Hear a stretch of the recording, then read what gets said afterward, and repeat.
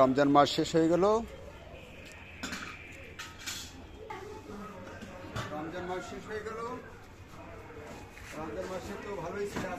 আমাদের বৃদ্ধদের ইফতারি আয়োজন করেছিল বিভিন্ন জনে, এক একজনে এক দিন করে ইফতারি আয়োজন করেছিল, সাথে ভালো খাবার দাওয়া দিয়েছিল। কিন্তু রমজান মাস শেষ, এখন তো আর কেউ ভালো খাবার নিয়ে আসবে না, আর সহযোগিতা করারও কমে গেল।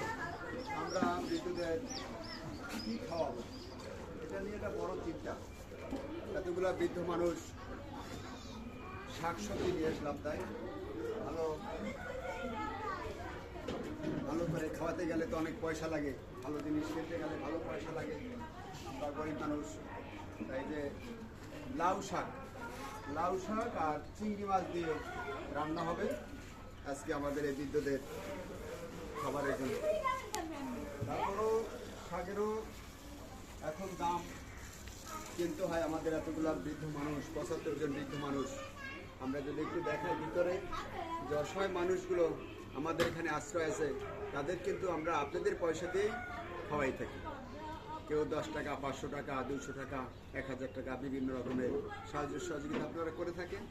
তো এইগুলো দিয়েই মূলত আমরা সব কেনাকাটা করে এই দুমুঠো চাল ডাল ব্যবস্থা রাখি বা খাবার ব্যবস্থা রাখি।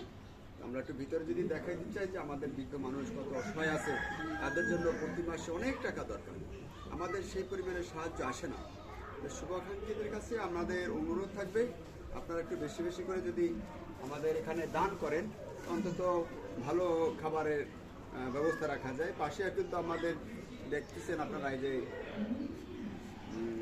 এটি শাক, কেউ বলে আঞ্চলিক ভাষায় তেলাকচু শাক, আবার কেউ বলে বিভিন্ন রকমের কি বলে, এগুলা উপকারী, যে ডায়াবেটিস যাদের আছে তাদের জন্য উপকারী, বিভিন্ন রকমের ওষুধের জন্য ভালো উপকার আসে। আমরা সেগুলো আসলে বৃদ্ধদের জন্য নিয়ে আসছি, আজকে আমরা একটু দেখাবো।